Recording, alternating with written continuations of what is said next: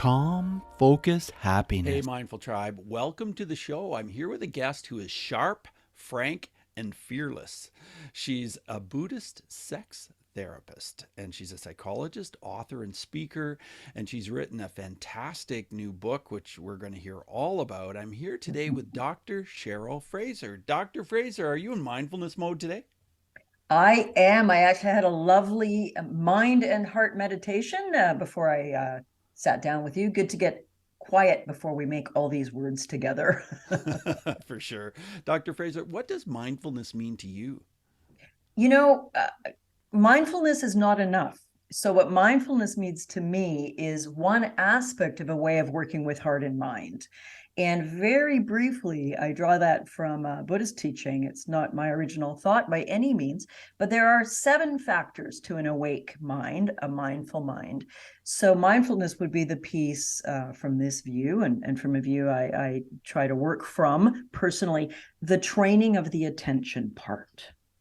But you can train your attention exquisitely and be a complete and utter jerk. I mean, you could be a career criminal thief who's exquisitely mindful, deeply focused, locked on, no distraction as they steal the Mona Lisa, you know.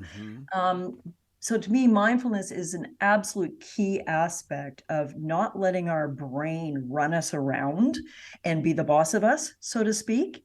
But also, I would suggest, and I think this happens naturally when one practices mindfulness, that there's also the qualities of curiosity and pleasure and compassion and effort as well. So it's a bit of a long answer to your short question. That's okay. Well, Cheryl, you've helped thousands of couples jumpstart their love life.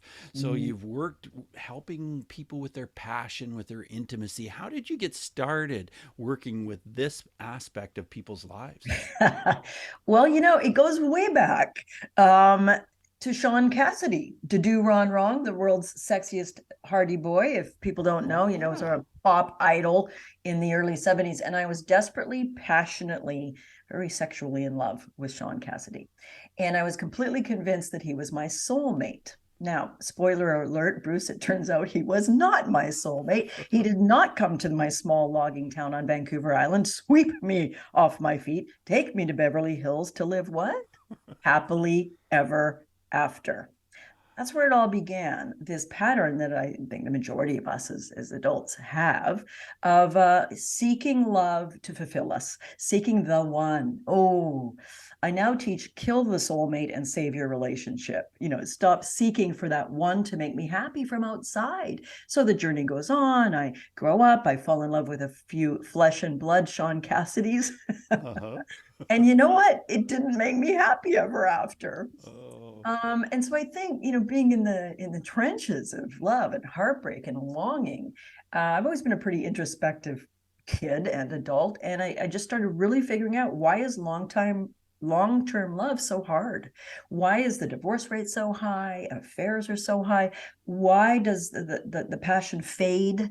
You know, so often the couples I work with say one of these sad phrases, you know, I love them, ... but I'm not in love with them anymore. And so I was very curious about that. Then concurrently in my 30s, I became a very deep student of Buddhism and did multiple long retreats and studied in India and elsewhere, eventually Tibet. And that's where I found some answers to why are we unhappy? Why aren't we happy ever after, even if we've got a wonderful family, a lovely house, career that matters, being able to influence the millions of people you influence, to think about their life, to think about who they are. And that eventually led to the combining of the two in the book Buddha's Bedroom and in the work I do now with couples and sex. Along the way, I got a PhD and Fulbright scholar, and I'm trained in sex therapy and couples therapy, but I felt and I'm certainly not unique in this, that there was something missing in couples therapy. There was something missing in the way couples succeeded or failed in couples therapy. It's a wonderful medium, but where could we bring it home in a new way? Very simply, it's not about, if you're my partner, Bruce, you know, I drag you into couples therapy to say, fix Bruce. Right. Smarten him up, teach him how to communicate, make him more romantic, tell him I need to be seduced in certain ways, and make him be my Sean Cassidy. Whether you're gay, straight, trans, LGBTQ, whomever we love and however we love, fix this person. Well, we all know how well that goes. Did you try it this morning with your partner? Yeah. Interesting. Yeah. So then you started helping thousands of couples, and now you are still doing that. Do you usually do it over Zoom or something like that, or do you do it in person? How do you do that? Yeah, well, intriguingly, as I started seeing couples and doing the work of seeing two people in the room and doing deep sexuality or couples therapeutic work with them years and years ago. And then along the way, I've got all sorts of other things I do. I was a talk radio show host in Vancouver for 3 hours a night, every night, ask Dr. Cheryl, love and sex advice in so many ways. And all of that came together, not without some blood, sweat, and tears, my friend, around how can I help more couples more effectively? Is there a model different from traditional? At very best, I could see 10 couples a week, and I might see them for a year or two. Sure. So fast forward rather quickly, before the pandemic, I created and finished an online immersion couples program with the vision that I could get a group of couples, 100 couples at a time. They've got a curriculum of the key elements and teaching points of drawn from sex therapy, communications theory, couples therapy, marriage therapy, etc. And then I would also teach them weekly live in a group Q&A format, because we think our pain is different. We think we're uniquely broken. And three of the words I say the most to any couple in any circumstance, even an unusual one, is you are normal. So in the group setting for the weekly interactive Q&As, you get to hear your problem, your deep pain, your embarrassment spoken by someone else as well. So all that happened, and horribly synchronistically, Bruce, I debuted the program and offered it to the public for the first time February 2020. And as we know, in that month and the next month, the entire world changed.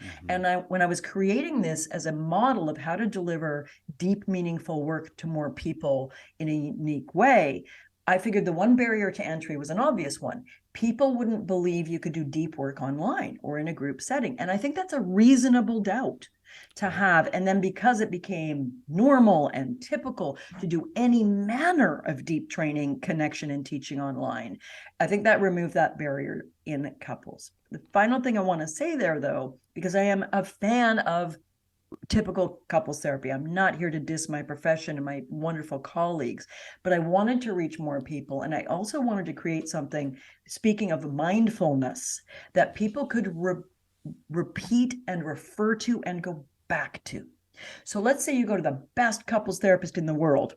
I can think of a few, they're my friends in the field, and you see them once every week, once every 2 weeks with your spouse for a year.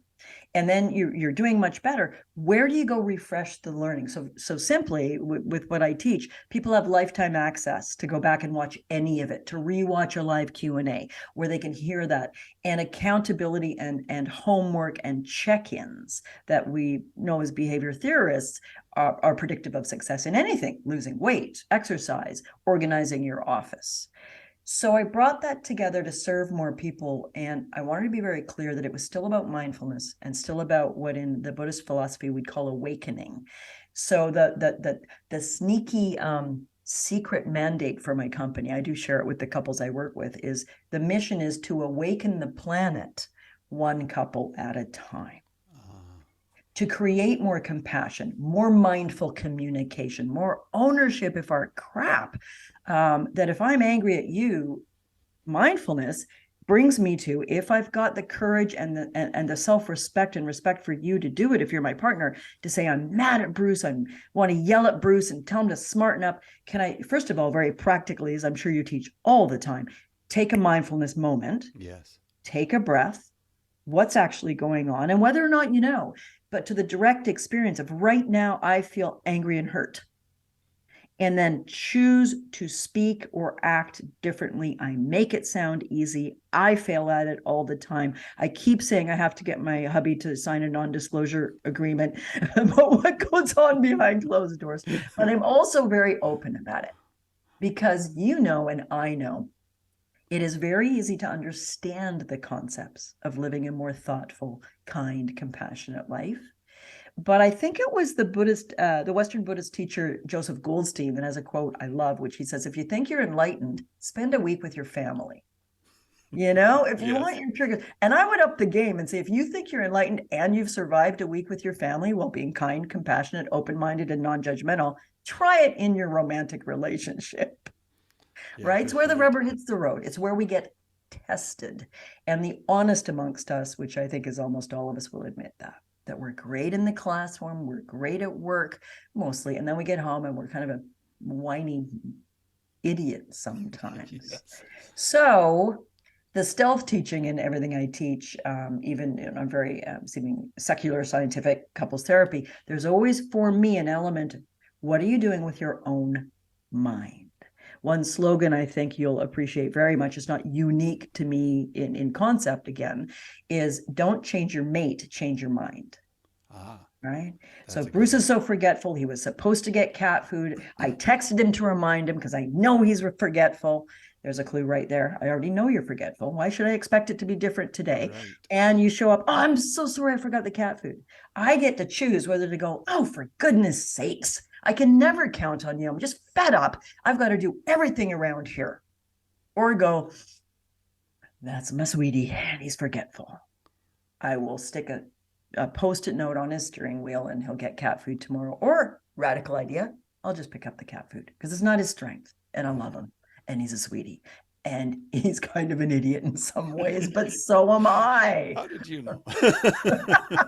Oh, many, many years of training grasshopper and loving men as well as women and knowing that we're all kind of idiots. But, we laugh together. But hear the liberty, hear the kindness in, that's just Cheryl. That's one of her things. I love her. Don't love this aspect of her behavior. Right. But that's my sweetie. That's my sweetie. Yeah. Mindful Tribe, I want to make sure you've heard the name of this book that Cheryl has written, Buddha's Bedroom, and the subtitle is The Mindful Loving Path to Sexual Passion and Lifelong Intimacy. And the foreword is written by Rick Hansen and Jack Cornfield and Trudy Goodman. And then inside, I looked at it and I'm reading a little blurb by Rick Hansen who said, a phenomenal book on intimate sensuality and equally excellent about communication skills and mindful awareness. Wow, a wonderful book. And that's from Rick Hansen. So wow, you've got some stellar people backing you up with this book. What inspired you to write it initially, and how long did it take you to put this book together? Yeah, what inspired me, so many of us that love to teach and we love to educate and help and heal to our limited abilities as best we can. Actually, a publisher reached out to me. They'd read a piece I wrote. I was a columnist for Mindful Magazine for quite a few years, writing columns on relationships and love and mindful application. And they'd read something I wrote, thought it was skillful and helpful, I guess. And they reached out and said, have you ever thought of writing a book? And I said, yes, I have. Would you put together a pitch for us? So it came there. Like so many things, I think, Bruce, I might have not written a book for 4 or 5 or 6 years otherwise without the, it's kind of nice when a publisher's already going to publish it for one thing. So that started it. And then I really knew I wanted to bring Buddha Dharma into the book. I'm a passionate fan of secular mindfulness. It's one of the greatest health and mental health techniques, ways of thinking, in my view, in the history of all time. But I'm also passionate about the Buddhist psychological and philosophical teachings. So that's where I came up with, but I don't want it just to be the mindful book of relationship. I want also to teach in, I hope, a relatable, secularized language, interesting way, the basic fundamental teachings of Buddhism as well. And I wrote it over a year. It took about a year, not full-time, part-time, but I got into a beautiful routine that actually was I'm going to confess, accidentally mindful. I didn't have the wisdom at the time to say, let me design a mindful writing routine. But I fell into it. Like a lot of creative people, I think, if you're a lark instead of a night owl, my best creativity is first thing in the morning. Oh, yeah. So I fell into, basically get out of bed, I'm just going to keep it real, get out of bed, have a pee, brush my teeth, make a cup of tea. And I would sit and write for 2-3 hours sometimes, little breaks in between. And then I would take my dogs for a long forest hike. I live on beautiful Vancouver Island, and there's beautiful areas around here to hike. And on that hike, I wouldn't think about the book. I'd sometimes listen to a podcast or music, but in the background, the subconscious would be bubbling and bubbling and bubbling. And I'd be on like a 90-minute hike and looking down at the ocean, and I'd go, oh, that's how that piece relates to that piece, the eureka moment from the famous story. And then I'd come back and write some more and wrap up about 2 p.m. I wasn't rigid about it. I didn't have a Monday to Friday schedule, but I think it was that the teachings themselves mean so much to me personally. I attempt to practice them. And I mean the teachings of good communication, working on your sexual life, all the couple stuff, as well as Buddha Dharma, that although it was not easy, it takes quite a bit to write a book, I'll say. Yes, definitely.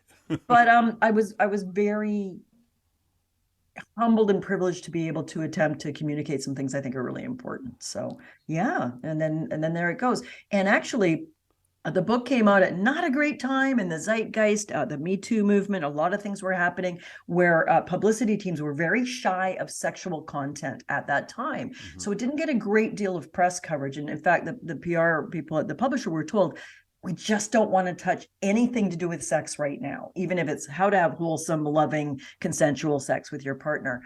But in the next quarter, one of my 2023 goals is I'm going to create an audiobook.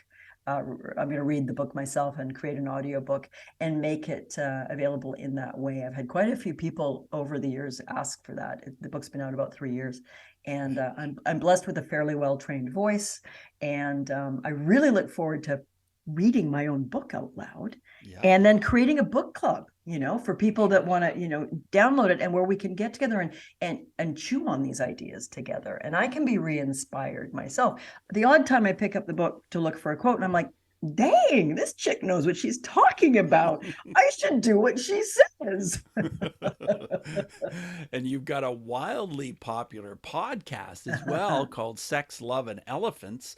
And why is it called Sex, Love, and Elephants? Tell Mindful Tribe. That is a terrific question. Very deliberately, I'll use an analogy I use a lot when I teach, particularly from the Buddhist point of view.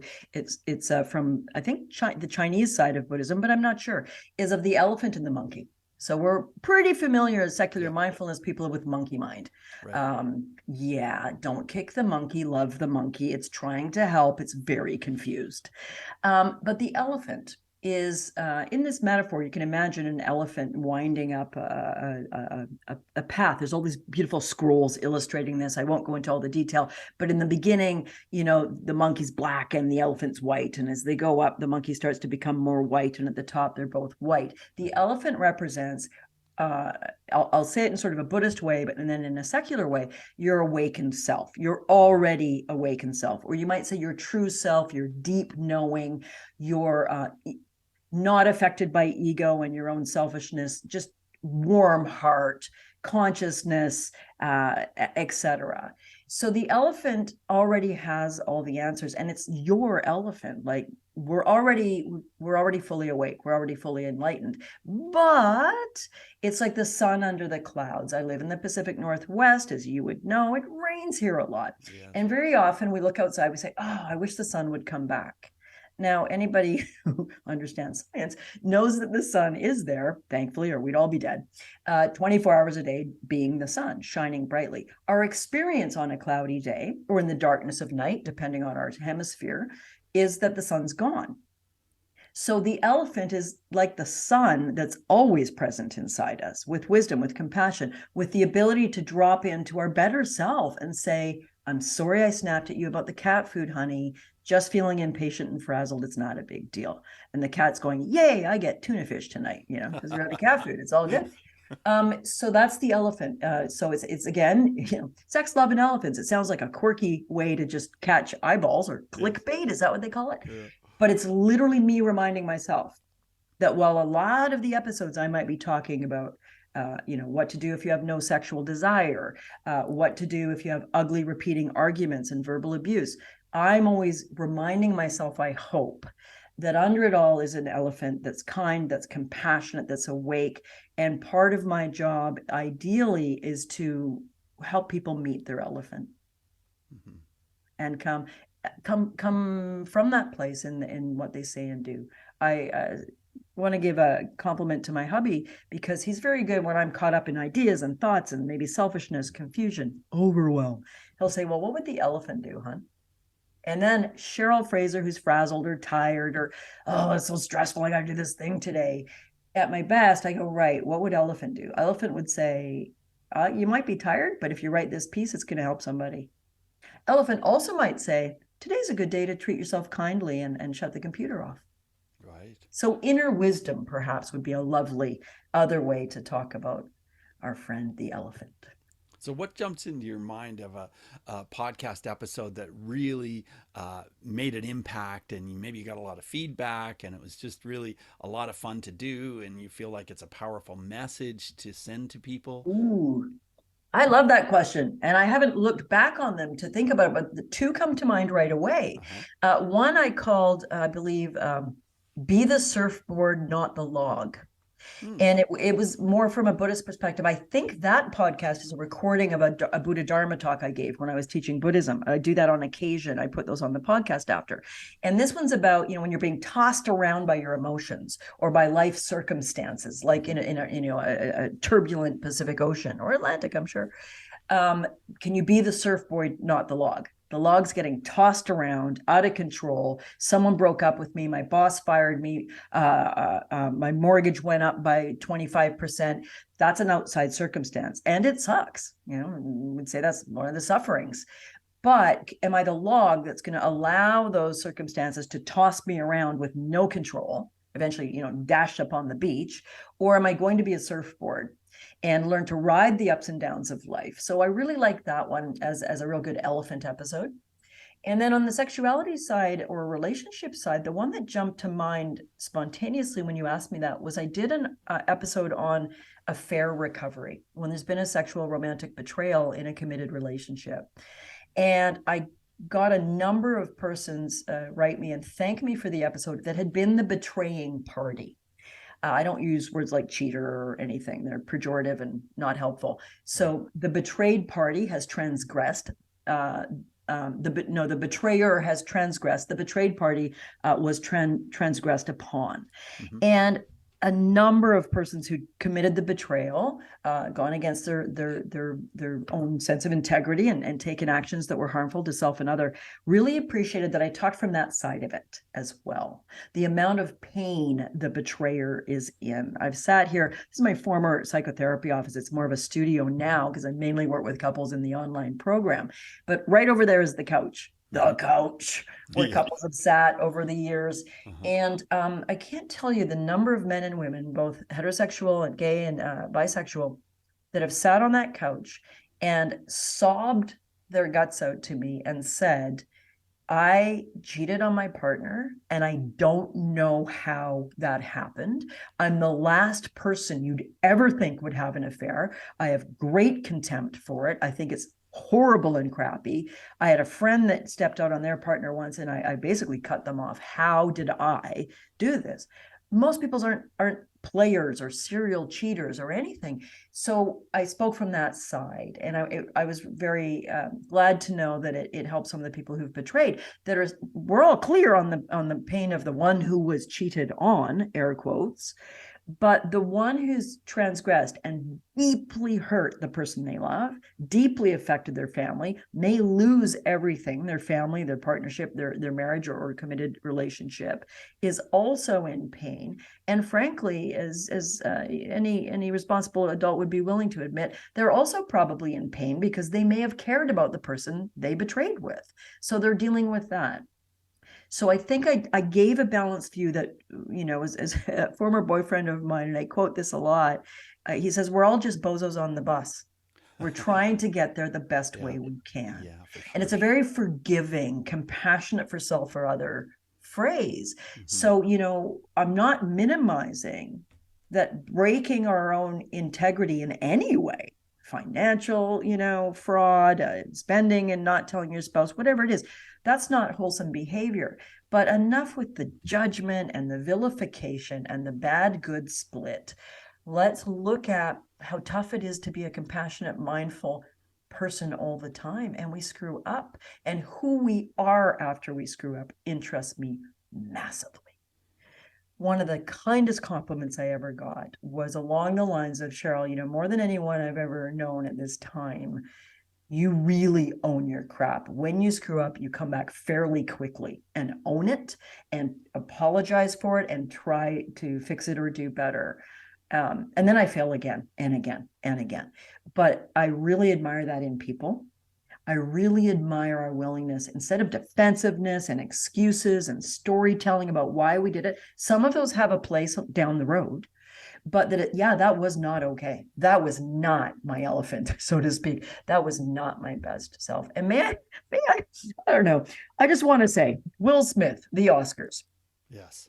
I happened to be in a month-long meditation retreat at that time, so I was one of the only people in the world that didn't know about it. Right. And I got out of retreat a couple months later, and someone mentioned it, or I heard about it.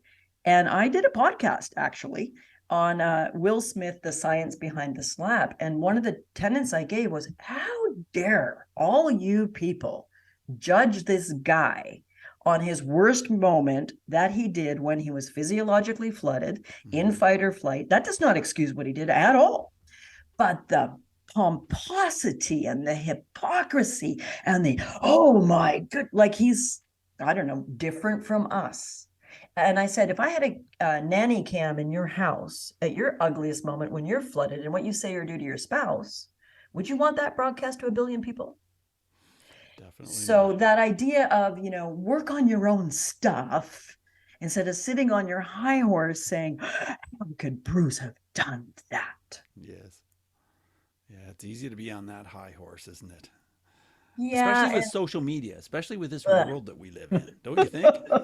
Oh my goodness, don't get me started. Yeah.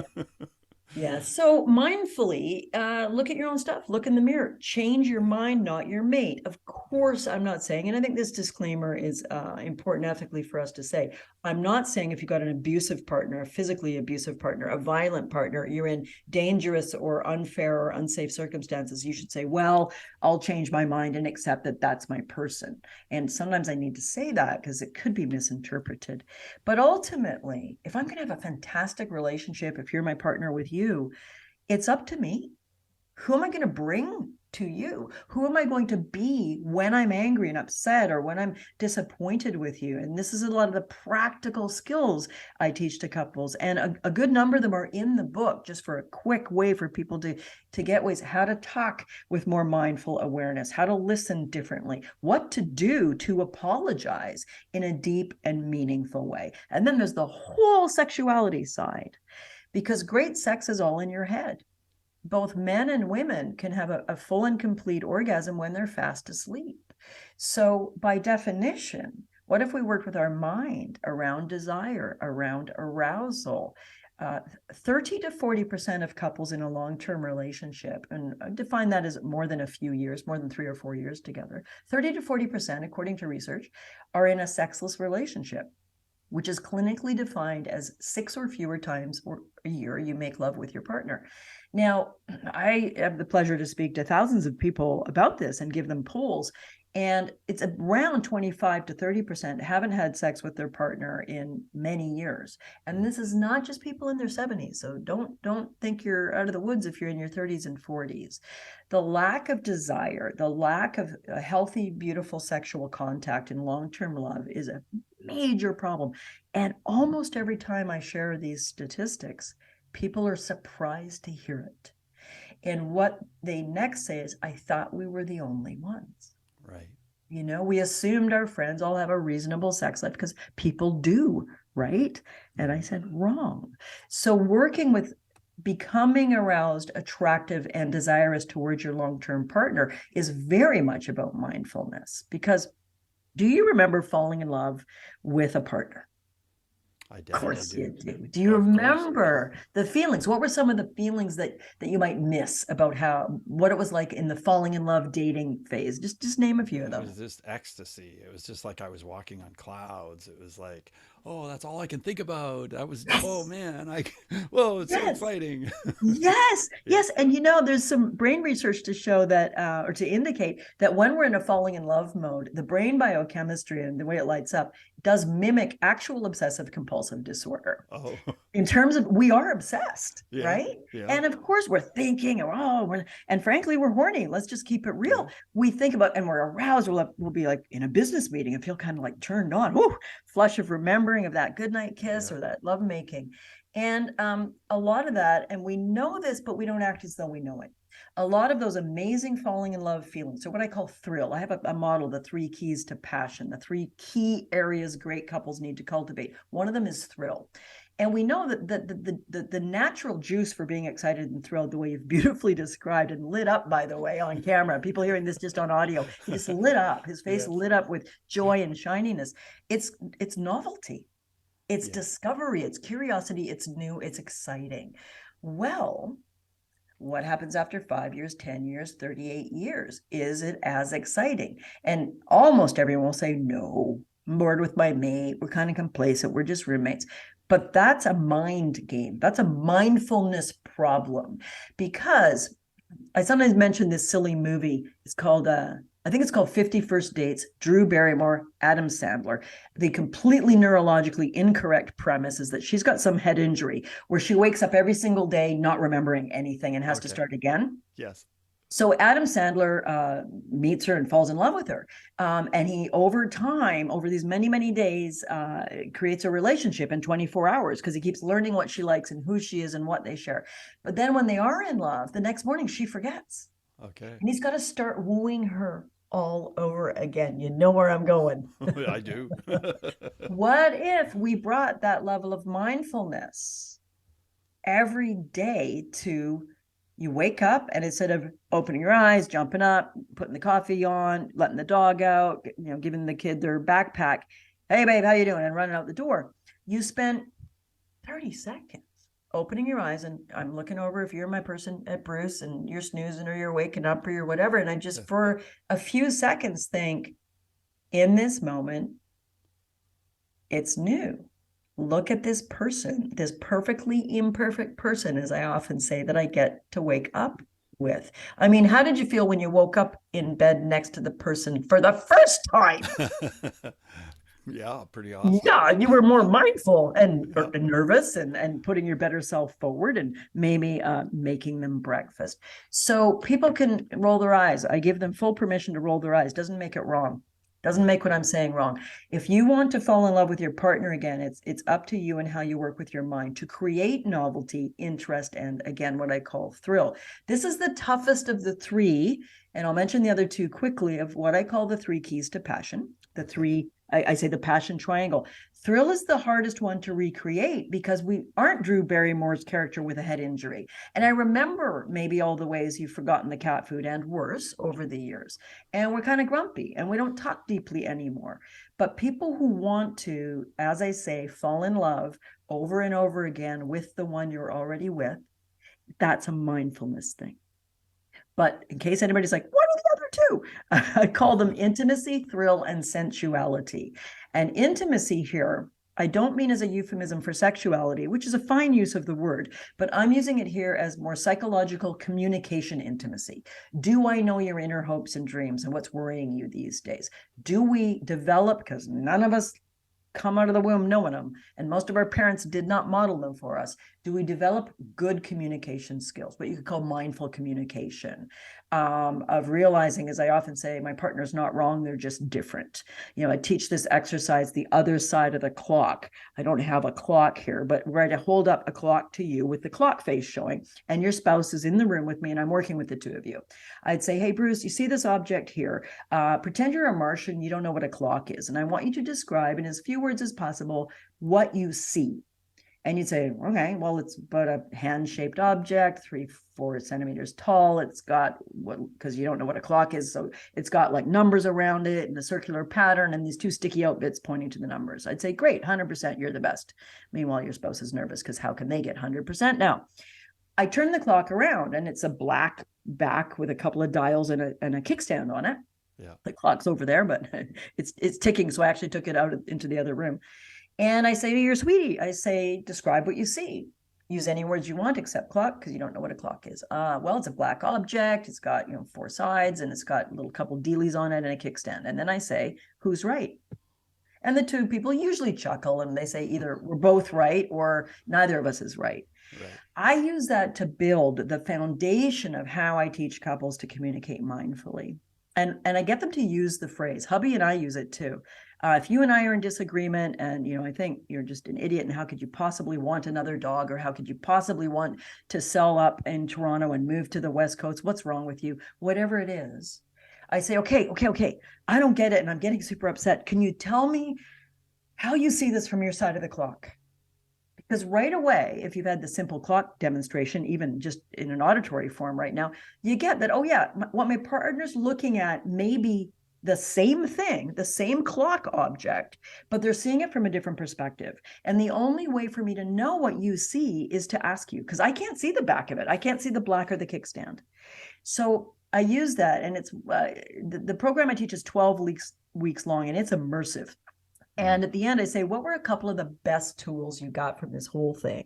And we go into conscious orgasm, and we go into, working with sexuality changes as we age, and what to do when you're in a sexless relationship, how to recultivate desires, so many things. The 4 divorce predictors from the Gottman kind of training, the 4 ugly ways to fight. Invariably, I get 2 responses dominating the couples that have been in the program saying, these are the 2 things that helped us the most. One is the other side of the clock. Mindfully realizing, not wrong, just different. Right. Help me understand what you see instead of cramming what I see down your throat, beating you into emotional submission till you finally say, okay, Cheryl, yeah, it's a clock. It's got whatever. Yeah, sure. Right. That's awesome. That really is great. As we move forward, I want to ask you a question about bullying, because I've worked in the field of bullying prevention for a long time. And I want to know if you have a story about bullying where mindfulness would have made a difference. And maybe it has something to do with intimacy. I don't know. But do you have a story you can share with us, Cheryl? Yeah, I think I have 2 quick ones. And also, I just want to formally thank you for making that your life's purpose. I'm actually getting a little emotional when I say that, because it's such a beautiful field to work in. Yes. And of course, you'll never know how much influence you've made, but I suspect it's vast. As a bullied kid, I had a fun one. First of all, parents sent me to the only good school in our neighborhood, which was a Catholic school, and I was the only non-Catholic. So all the other kids told me I was going to hell. Right. And then, because I'm a bright little monkey, gifted with a very bright mind, after kindergarten, 2 months into grade 1, they booted me up to grade 2. Excellent idea. Academically, it made sense, but let's pluck a kid 2 months into term and drop her in with all the grade 2s saying she's really smart. So yeah, a lot of bullying. I would sit alone on the swing set, swinging and crying and reading a book and no friends and all the things. Yeah. And what I think, as someone who has been bullied, which is every single person listening, including if they were a perpetrator of bullying as a young person, we get bullied at work or in social media, or people just say, they like I had a very close friend that just had another friend dump them after 10 years of deep friendship. Wow. Can we bring mindfulness to the experience of the hurt? As I don't like the word victim, but as someone who's been on the receiving end of poor behavior, let's say. And, to the little Cheryl back then, a business coach, a friend of mine, he wasn't my coach, he's a good friend in the field. He uses the term Q-tip, quit taking it personally. Oh, isn't that good? That so is simple. really good. And so when, as an adult, we're hurt, we're maybe a bit better sometimes at saying, I know this is partly their stuff. I got to look at my part. But so the mindful part of, and you're seeing me on camera here, and I'm sort of holding my hands automatically above my heart. Can we bring kindness to the me that feels hurt? mindfully, which is self-compassion practice. Wonderful for people unfamiliar with that. I'm sure you talk about it a lot, but Yes, Kristen Neff has a website with some quick, very accessible teachings on self-compassion. This being me, I am hurting right now. I am human. Hurt happens. I feel that the story is this other person hurt me. Whether that holds water or not, can I just be kind to the fact that this hurts? That would be one thing. You'll like this one. Years later, 30-ish years later, 35, 40 years later, I did all my academic training, all the things I did, moved from the big city of Vancouver back to my small town to start a private practice here. And as I did that, I sent out cards to the local doctors just saying, new psychologist back in town. If you have patients, here's what I do. And I got a call from a female doctor wanting to ask about my experience in eating disorders and whether a client she had might be appropriate for me. And we chatted a bit and it was quite lovely. And then at the end, she paused and she said, Cheryl Fraser, did you go to XYZ Catholic school? I said, yeah, I did. She goes, oh, I was in school with you. And I think I was really mean to you. Oh, wow. Isn't that something? That is. And I chuckled and said, well, that would have been par for the course, but, I appreciate you saying it. She says, I'm really sorry. I said, thank you. And we hung up and I had no idea who she was. No. I didn't recognize her name. And I think that is a beautiful story that I'd forgotten about. When I knew you were a bullying expert, I thought, and that arose as I told the childhood part. So there's someone, and I've already said on this podcast, I really admire people that admit they made a mistake. So there's someone in their own life clearly carrying some guilt and shame. Totally. Phoning me, and no idea I was the same girl. And then the pennies dropping and her going, wait a minute, Cheryl at Fraser. And saying that. And I hope it did what it deserved to do for her was let that go. Yes. Let that go. I've owned it. I was an unskilled kid at the time, a grade 2, grade 6, whatever. We're all boneheads. I was a kid. Yeah. So like Will Smith, don't excuse the behavior, but what is the mind state behind it? Can we own it? Can we vow to do better? So there you go. Great story. Thanks for sharing that. As we move forward in the interview, I want to ask you 5 quick answer questions. So just 30-second answers are perfect. The first one is this. Who is one person who has been a powerful mindfulness influence in your life, Cheryl? That would be a fellow called Namjo Rinpoche, who was the first person and first Canadian to be recognized by the Karmapa, who's like the Dalai Lama in a slightly different stream, as a fully awakened, reincarnated Tibetan. Whether you take that literally or figuratively doesn't really matter, but I was lucky enough to meet him in the last 4 years of his life and study Buddhism and meditation with him. And one of the things that powerfully still affects me today, he passed away about 15 years ago, was I was in a one-on-one interview with him in the wilds of Ontario, Kinmount, the Dharma Center of Canada back then. And that was one of the times 20-ish years ago where I really was struggling with, how do you bring Dharma and mindfulness and this wisdom together with regular life? And in an interview with him, I said, Rinpoche, I realize as a psychologist, as a psychotherapist, I'm helping people decorate their prison so it's much more comfortable. But from the Dharma and mindfulness point of view, I can help them see they're in a prison and they have other options. So huge influence. And for those that might be a little puzzled, the prison of I've got to work till I'm 65 and get a bigger RSP or everything's going to go to hell. Right. If no one loves me, I'm useless. Workaholism, not, being grumpy, miserable, those kind of prisons that we create and we feel we're trapped in. Right. Versus saying, I could quit my job, downsize my house, work at something more amenable for less money, live more simply. That is possible. The prison, I am the owner of the key. Yeah. My next question is about emotions. How has mindfulness affected the way you deal with your emotions? Well, I wish I could say, thanks to mindfulness and all those 4-month meditation retreats, 12 hours a day, I don't have negative emotions anymore, Brucey. They've maybe decreased a little bit, but I have turbulent emotions. It's why I started meditating. was I could not control the anxiety and the racing mind and the grief and the pain. So absolutely, meditation has helped me relate to the unpleasant emotion with more wisdom. In seeing it, back to that, be a surfboard or a log, I'm being tossed around by these turbulent emotions, but can I be a surfboard? Because I don't know how to stand on one. So I'll actually be the surfboard and say, this is really painful. There's tons of anxiety present, or tons of anger, or tons of sadness present, and it hurts. But this too shall pass. And can I, having developed some meditation skill over the years, I can now meditate in the midst of, and sort of in a more lovingly detached way, watch the storm. And that helps it decrease more skillfully.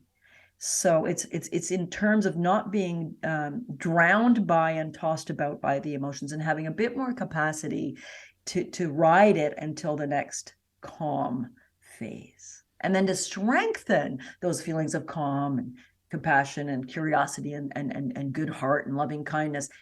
When you're in a calm stage, lift more weights, to kind of help bolster those muscles as well. Cheryl, this is going to be tricky, but this next question, I have to get you to stick to 30 seconds because I've got another person that's going to be coming up for their interview. But tell us how breathing is part of your mindfulness practice. I said there was two things couple love the most about my program. The second is the 3-breath hug. Stand face to face, embrace deeply, breathe in for one, slight beat at the top, breathe out for one at the same time, and repeat twice. My hubby and I try to do it multiple times a day. It is a beautiful way to bring breath and all this esoteric teaching just into an immediate way to connect, let go, and begin again.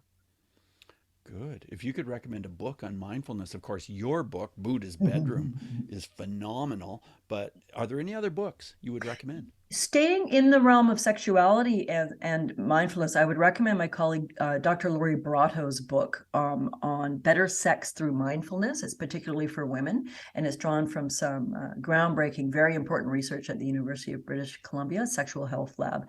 And it's a layperson's book for women who struggle with desire or sexuality issues and the people that love them. Oh, fantastic. We'll put all of this in our show notes here at mindfulnessmode.com. Any apps which you can share that can help with mindfulness?